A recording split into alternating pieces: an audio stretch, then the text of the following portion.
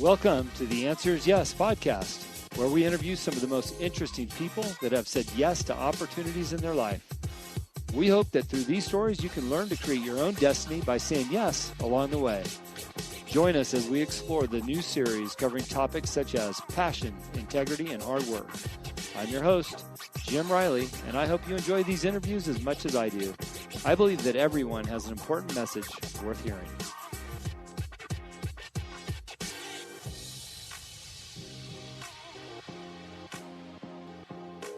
Welcome to the show. This week, I get to interview Jean Camilletti, a female executive that was in the shoe industry way back in the day, and she fought hard, worked her way through the ranks, landing a job at 9 West where she served as vice president, and then moved on to the incredible company of Steve Madden, which was Steve Madden Shoes, where she held the position of president.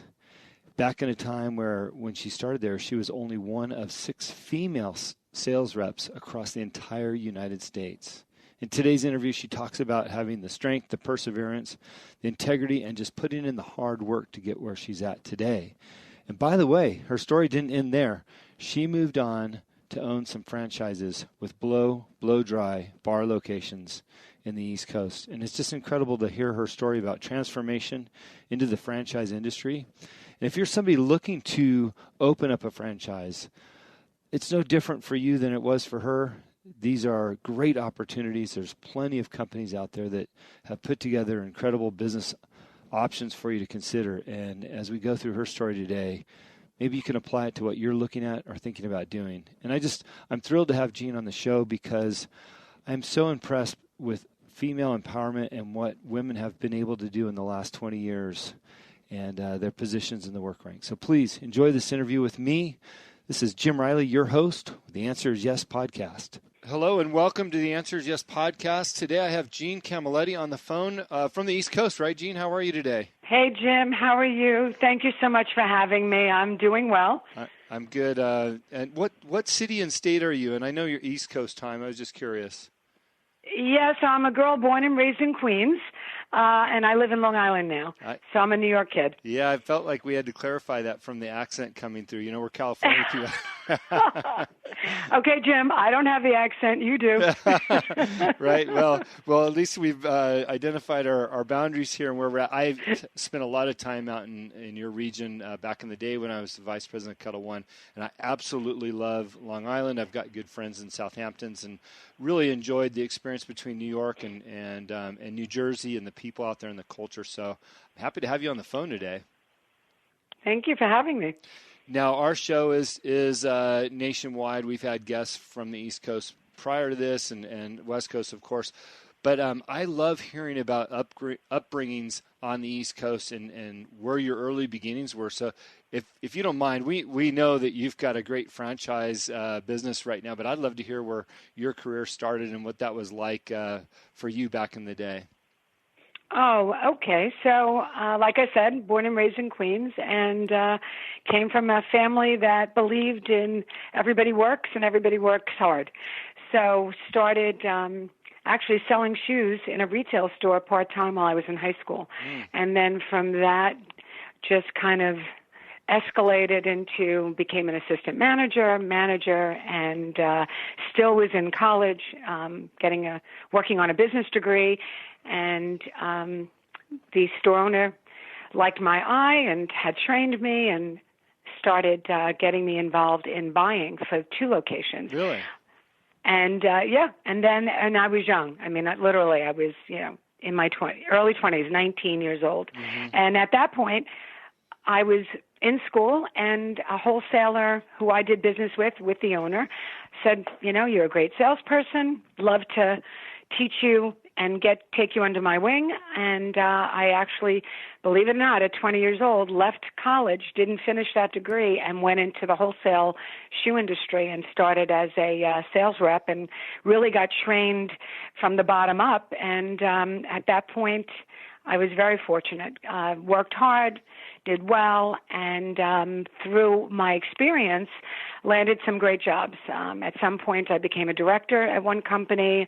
I became vice president of sales for 9 West Wholesale, and then eventually, and one of my biggest jobs was president of Steve Madden for several of his divisions. So I was in the shoe business, and I almost, Jim, feel like it was by accident because I started working, selling shoes in a shoe store. So where did you get the skill to be a great salesperson? Were you just a natural, or did your parents have a lot of influence over that, or what businesses were they in? Because selling is hard. No. My parents, great working class, hardworking parents. No, nobody was in sales. I think a lot of it was a natural ability. However, when I got into wholesale, I was working on commission, and I was very hungry because the only way I was going to do well was to sell. So I did, not only did I have mentors, but on top of that, I read a lot of books on selling techniques. I listened to videos. I would purposely, even though I was still in wholesale, work in retail shops in my clients' stores just to keep my selling skills sharp.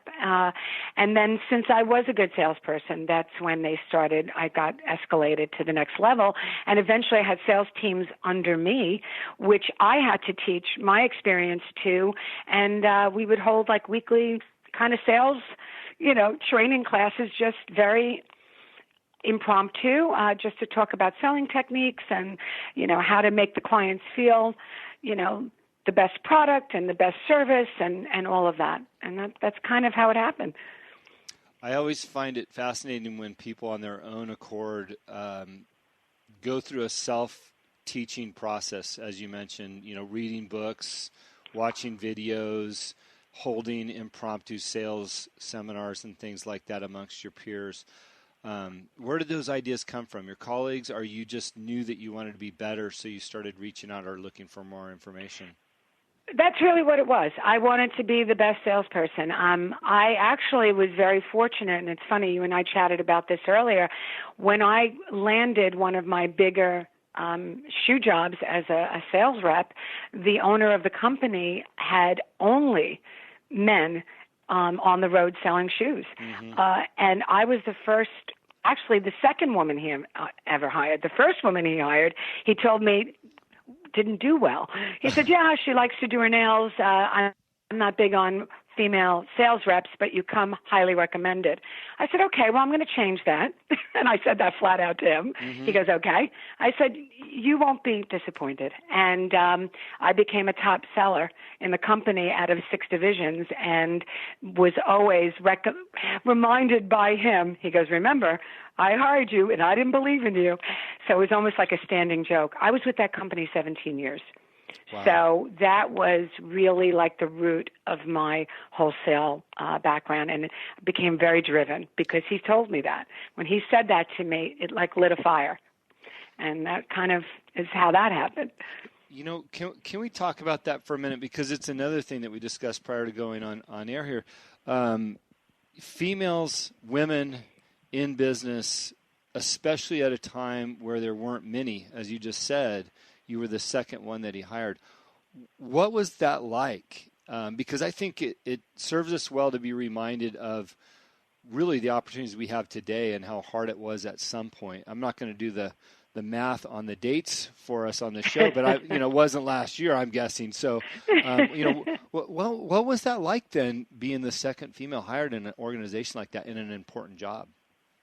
Yeah, interestingly enough, in the shoe industry at that time, in the entire country, there were only 6 other women on the road and at a wholesale level. I know that sounds crazy, but that was the truth. Absolutely. So I was one of 6 in the country. So it was a fashion business that was a women's business dominated by men, because that's who did the job.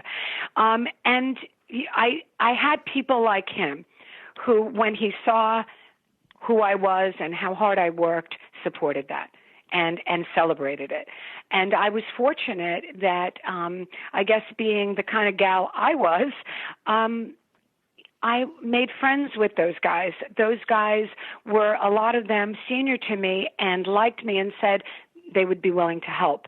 So I was fortunate in that way, and I did have mentors that way. I mean, I had one mentor, bless his heart, he's not around now, but he had a daughter, he had 2 sons, they grew up in the industry. He knew I didn't know anything about the industry, and took a, kind of a shine to me and said, I'm going to show you everything I know, and he did.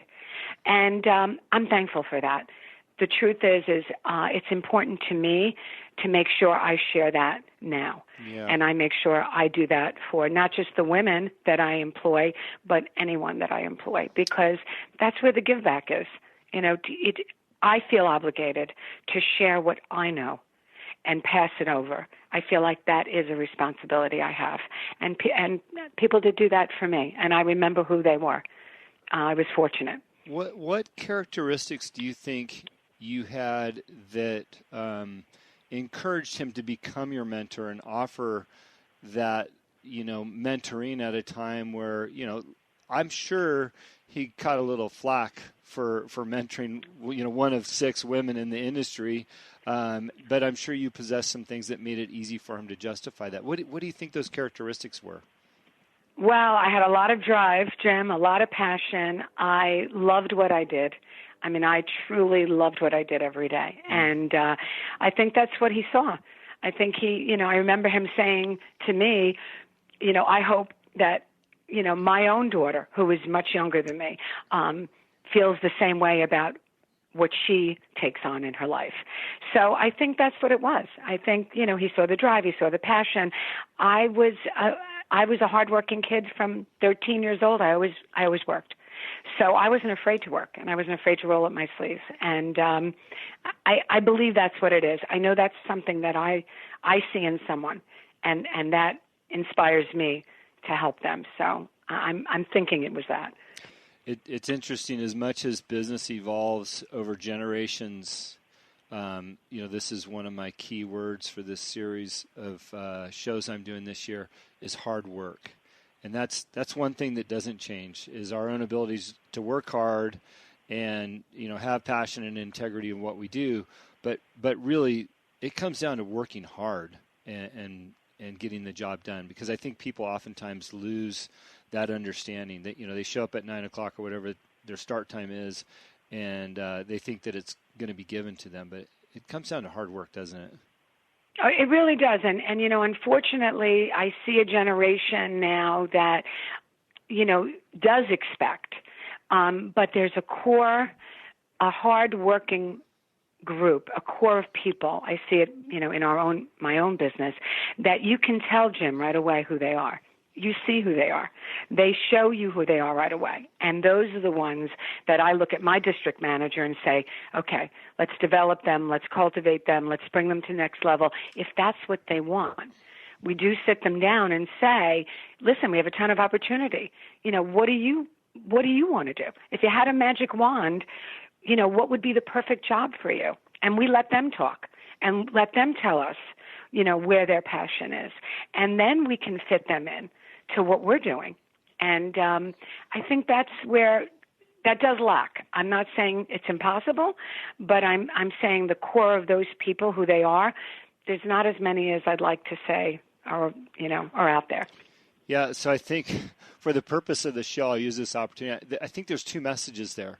One is, if you're listening to the show and the stories that we tell here, and you're a hard worker, you have every advantage in the world right now, because of what you just said, is there's probably not as many out there hardworking individuals as maybe there was 20 or 30 years with that mentality.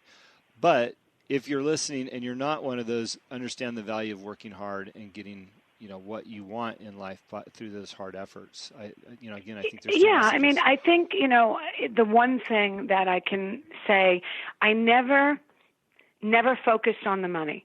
I needed the money. I had to pay my rent. Mm-hmm. I had 2 jobs. I moved out of my parents' house. I was 20 years old. So I always needed the money. So that's the other thing, Jim. It comes from a need, right? I needed to work. I needed to pay my bills. That was all important.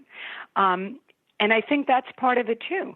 When you see the ones that are hungry, that need to work, those are the ones that, we're excited about. And we're like, okay, you need to work. Well, we've got a job for you.